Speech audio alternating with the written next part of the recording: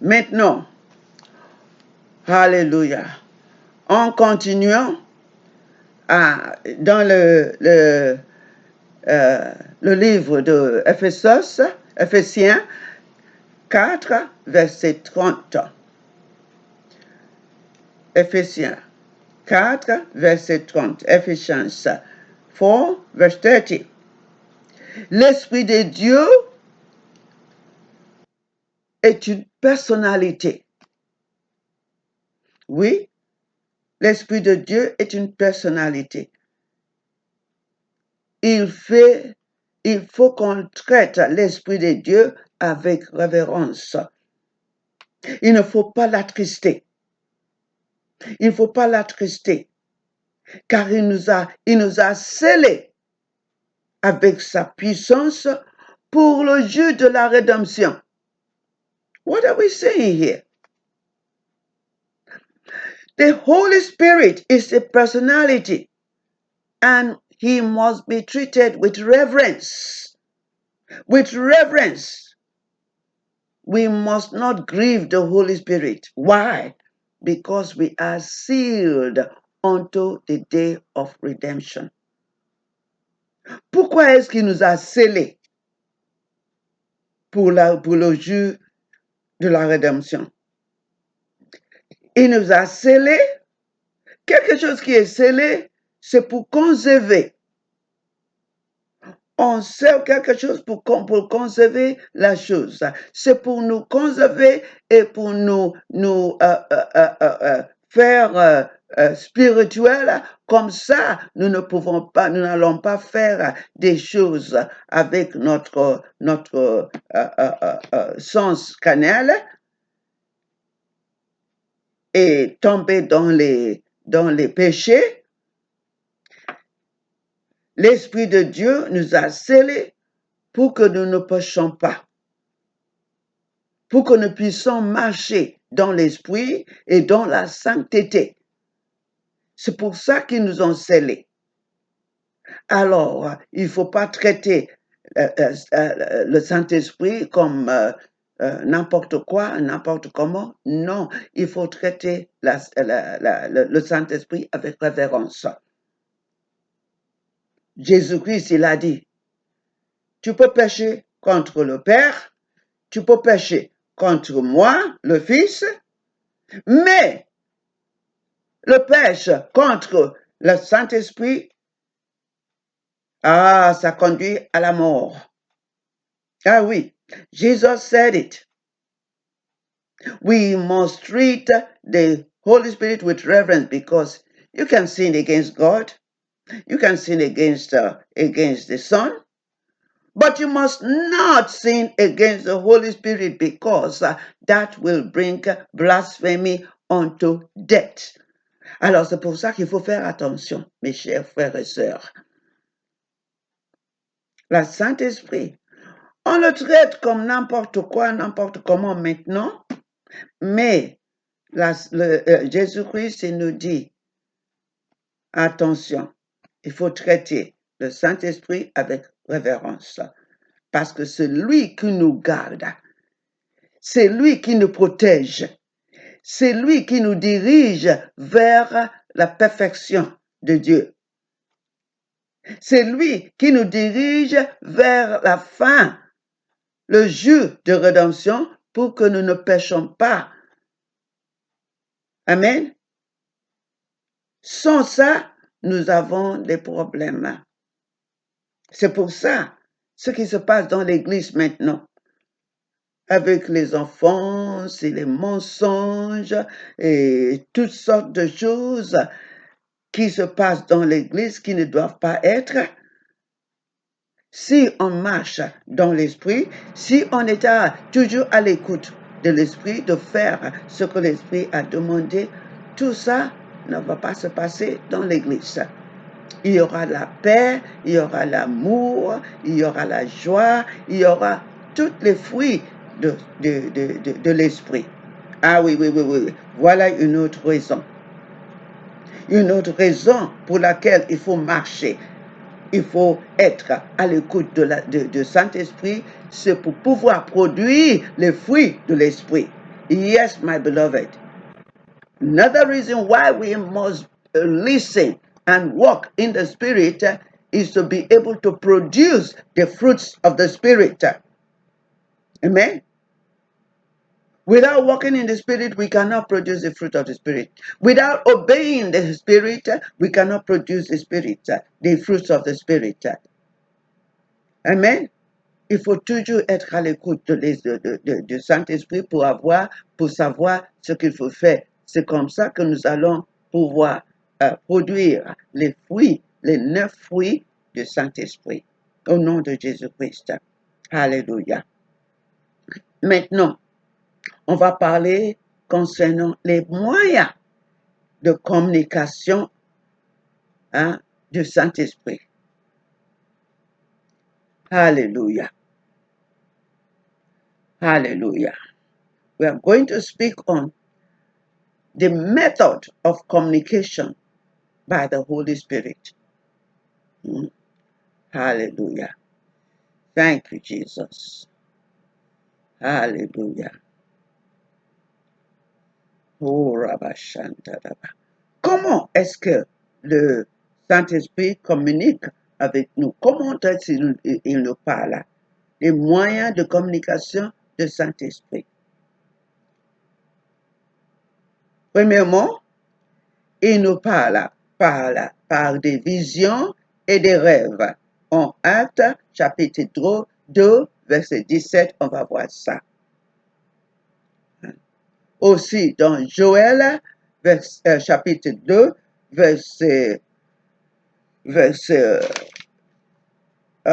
disons, c'est verset 28, de 28 à 30. God, the Holy Spirit, He speaks to us through visions and dreams. This is recorded in Acts 2, verse 17, as well as Joel 2, verse 28. Hallelujah. En Joël 2, il a dit qu'il allait verser son esprit sur toute la chair, et nos fils, nos enfants, ils vont avoir des rêves, ils vont rêver des rêves. Les vieillards, ils vont rêver des rêves. Et nous allons prophétiser, et pas comme ça. Mais tout. Alors, il faut suivre dans l'esprit. Il faut écouter dans l'esprit. Sans être à l'écoute de l'esprit, sans obéir. Enfin, il faut écouter, entendre et obéir. Regardons. Il faut écouter. Il faut entendre. Si vous n'écoutez pas, vous n'allez pas entendre. Et si vous n'entendez pas, vous ne pouvez pas obéir. Il faut écouter, il faut être à l'écoute, il faut entendre et il faut obéir. This is what we are saying. We have to listen. If we don't listen, we cannot hear. And we have to understand when we have heard. Amen? When we have understood, then we can obey. Hallelujah. Sans être à l'écoute, on ne peut pas obéir. Alors, c'est pour ça qu'il faut être à l'écoute pour pouvoir obéir. Deuxièmement, par voix audible et parfois douce. Dans le livre 1er Roi, 1 Roi 19, verset 12, il a parlé dans les rêves. Et aussi, il a parlé dans une voix très douce. Comment douce? Parce que là, Elijah, il attendait la voix de Dieu. Le vent est passé, le feu est passé, pas de voix. Mais après le vent, après le feu, il est parvenu une voix très douce. Une voix très douce. Il a entendu cette voix et il a compris. C'est la voix du Seigneur, ça. C'est la voix du Seigneur. Alors, il parle de diverses manières. Il parle de diverses manières. Ça dépend de vous. Des fois, il y a des gens qui sont plutôt, comment on dit, audibles, ils veulent entendre par les oreilles. Il y en a qui ont la sens dans le cœur et le son. Il y en a qui entendent et comprennent avec les yeux. Ils voient et puis ils comprennent. C'est différent. Dieu, il sait celui dont vous êtes habitué. Si vous êtes habitué à entendre par les oreilles, il vous parlera comme ça. Si vous êtes habitué à voir avant de pouvoir comprendre, il vous parlera par des visions. Alors, il parle suivant diverses manières. We are saying that the Lord, the Holy Spirit speaks in diverse manners. Amen. By the word, by audible voice, tiny little voice, and so on and so forth, depending on what you are accustomed to. Amen. Troisième, c'est la parole. La parole et des révélations qui est suivies par des discernements. Comment dire la parole de Dieu, the word of God, like we said earlier. The word of God. Quand vous lisez la parole de Dieu, vous avez une révélation divine.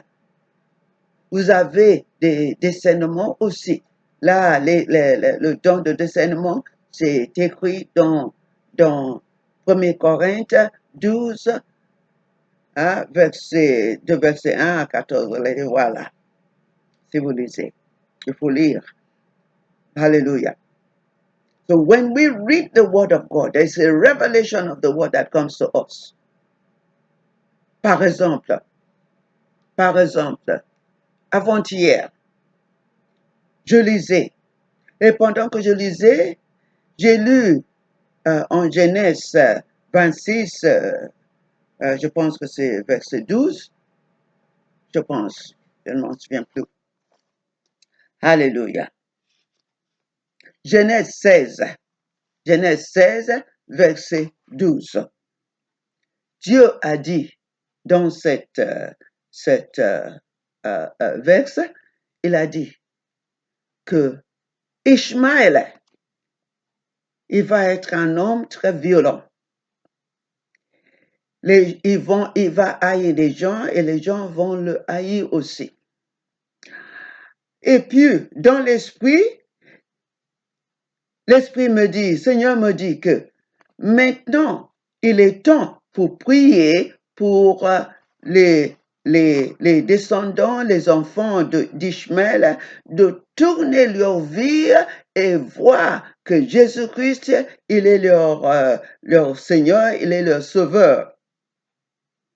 Oh, quand j'ai lu ça, je me suis dit, mais oui, bien sûr, Ishmaël est le premier-né d'Abraham.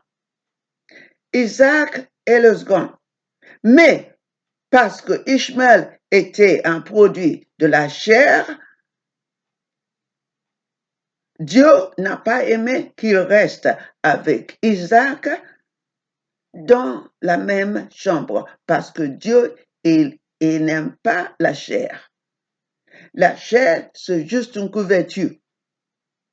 C'est juste une couverture, le corps. Alors, on a chassé Ishmaël. Jusqu'à aujourd'hui, tous les enfants, les descendants d'Ishmaël sont écartés partout dans le monde. Ils sont violents. Ils tuent, ils haïssent,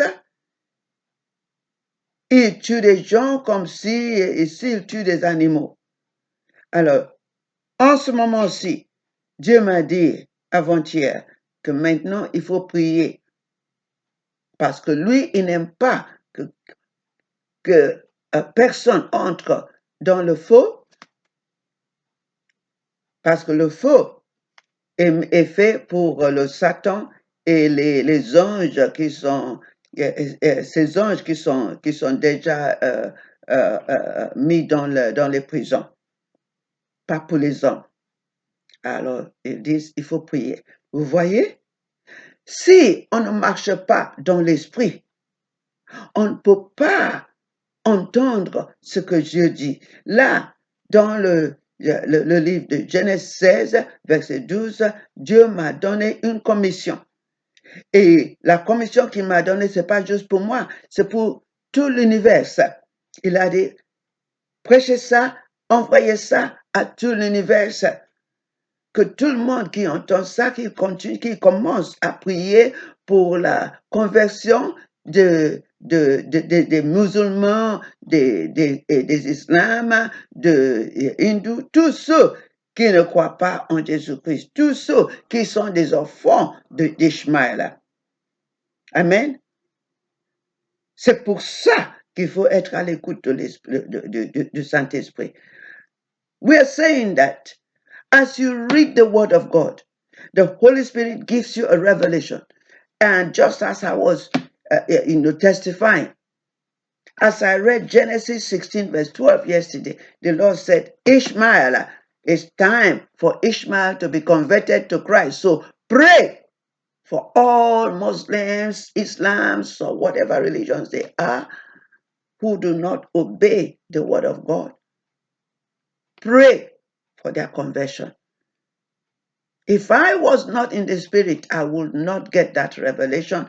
I will not get that commission. And that commission is being transmitted now into the physical. C'est pour ça, mes chers éminents serviteurs et servantes de Dieu. C'est comme ça, si on est à l'écoute de Saint-Esprit, il nous donne des commissions. Il nous donne quoi faire dans son ministre. Amen. Alléluia. Gloire à Dieu. Par la parole de Dieu et le discernement, on peut discerner ce que Dieu veut que nous fassions dans ce que nous lisons. Amen. Alléluia. Gloire à Dieu. Gloire à Dieu.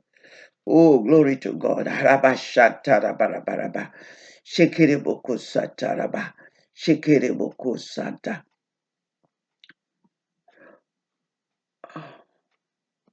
Sharebarabaraba. Aussi, il parle aussi par des prophéties et d'inspiration. Comme nous avons dit avant, au début, que la parole de Dieu, la Bible, a été écrite par inspiration, que les gens qui ont reçu, ils ont reçu par l'inspiration, ils ont pu écrire ce qu'ils ont entendu. Et vous allez voir, quand vous lisez la Bible, il y a beaucoup de prophéties.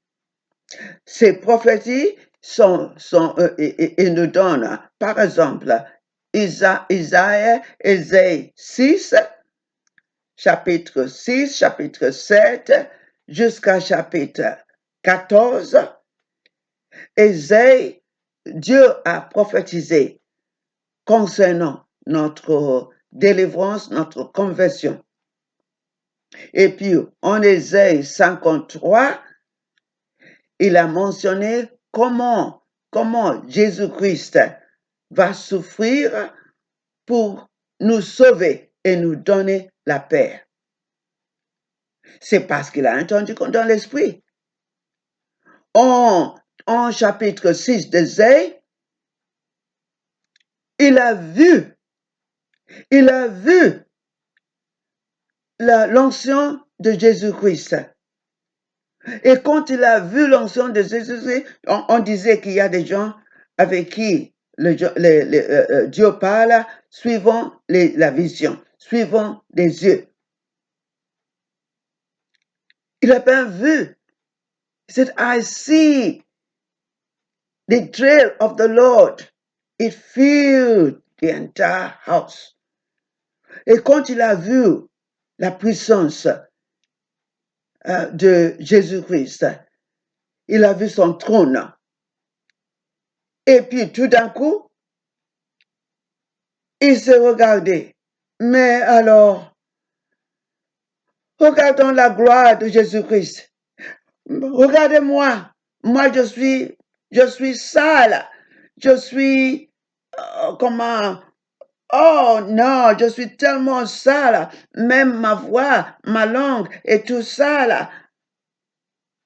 C'est à cause de ce que Dieu lui a montré dans l'esprit. Et c'est pour ça qu'il a été transformé. Amen. Il a été transformé par ce qu'il a vu, par la puissance et l'onction de Jésus-Christ. C'est comme ça que le séraphine a appris quelque chose comme comment dire, a coal from the fire. À partir de l'autel, il a mis sur sa langue pour purifier sa langue. Comme ça, il peut prophétiser la vérité et non pas de fausseté, seulement la vérité et ce qu'il entend de Dieu. Il faut être purifié et c'est le Saint-Esprit qui nous purifie, mes chers frères et sœurs. Le Saint-Esprit nous purifie et quand le Saint-Esprit nous purifie, nous sommes préservés. Nous avons la puissance de Dieu, nous avons l'image de Dieu, la ressemblance de Dieu, et nous pouvons vivre comme des petits dieux, comme dit Jésus-Christ dans le psaume, je pense que c'est 86, verset 2 ou 82, verset 6. Il dit, Ye are gods, vous êtes des petits dieux. Vous êtes des petits dieux. Vous êtes faits, croyez dans l'image de Dieu. Alors, il faut être comme Dieu. Alléluia. Le cinquième moyen dont il nous communique, c'est témoignage à l'intérieur. Témoignage, comme on dit en anglais, c'est inner witness. Inner witness. Alléluia. En Romains 9, verset 1, in Romans 9, verse 1. Alléluia. There's an inner witness. Il y a un témoignage, quelque chose dans votre cœur, ou dans votre esprit qui vous dit ce que Jésus, le Saint-Esprit, il veut ça. Et le Saint-Esprit, il veut faire ça dans votre vie. Il veut faire ça dans la vie de telle et telle personne. Par l'intérieur, dans l'intérieur. C'est pas par les oreilles, c'est pas par les yeux, mais dans l'intérieur de votre cœur. Amen. Alléluia. Et il y a beaucoup d'autres diverses manières dont le Saint-Esprit nous parle. Yes, my dear Pastor Len, the Holy Spirit speaks to us in diverse ways by inner witness, purification of the prophet Isaiah. Hallelujah. Oh, glory to God, gloire à Dieu. Maintenant, on va aller dans la conclusion. Amen. Hallelujah. Oh, Rabakashi and Rabakasia. Sakarabakasada. Pour clôturer dans la conclusion, sans compréhension de ce que le Saint-Esprit est en train de faire, le croyant est cannelle. Il ne comprendra pas les œuvres de Dieu, car elles sont une folie pour lui. En ce que lui concerne, ce sont des folies.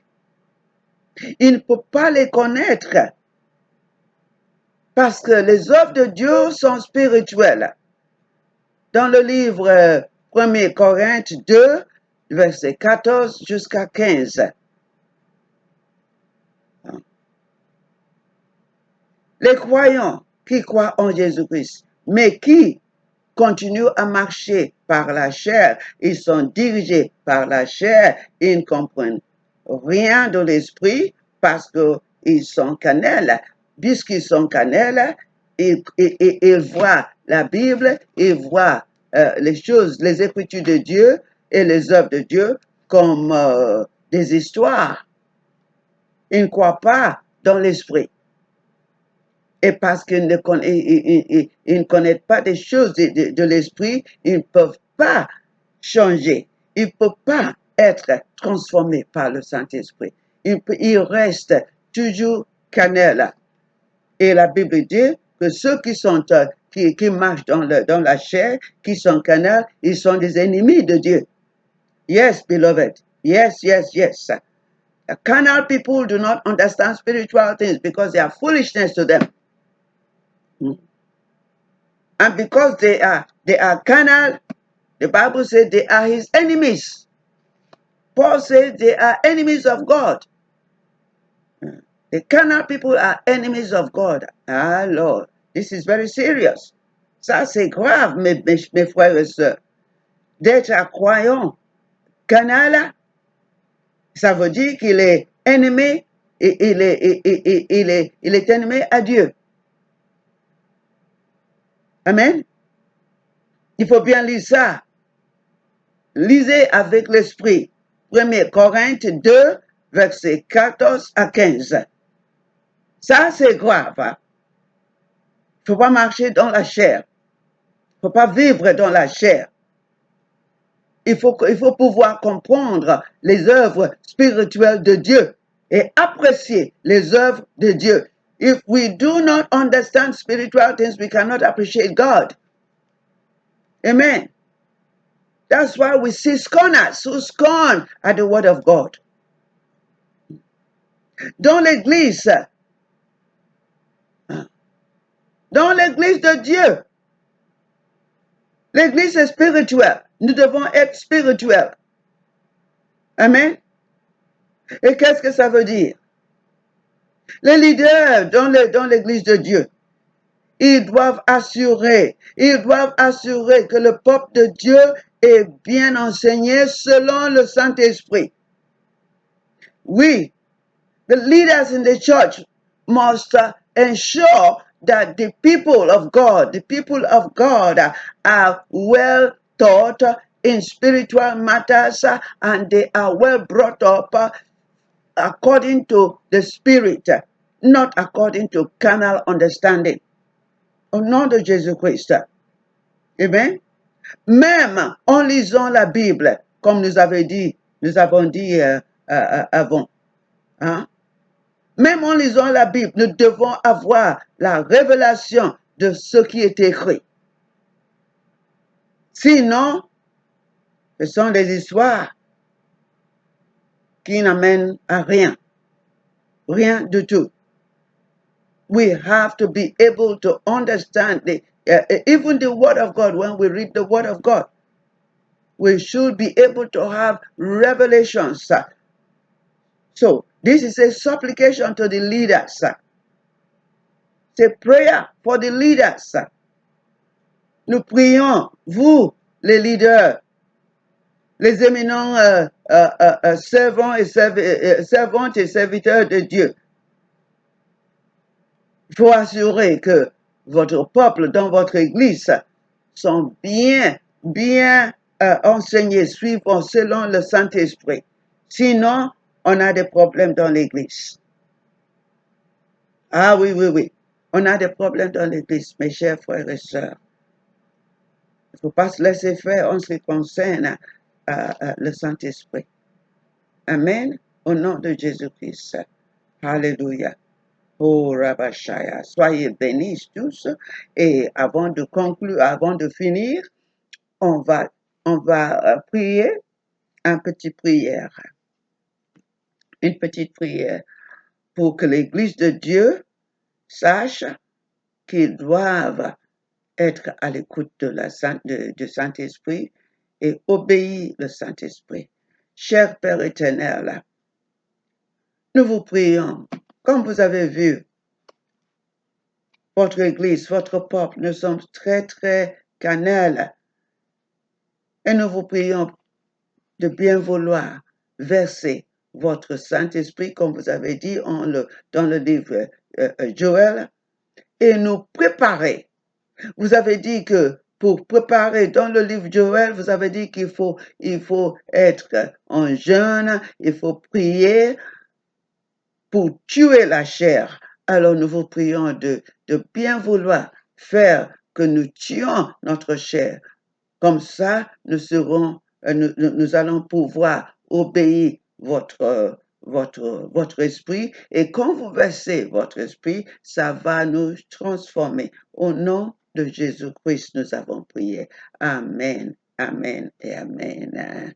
Yes, beloved brethren, we had to pray a brief prayer in French as it was, but that prayer was to request that God will help us to crucify our flesh so that we can be transformed when He sends the outpour of His Holy Spirit upon us.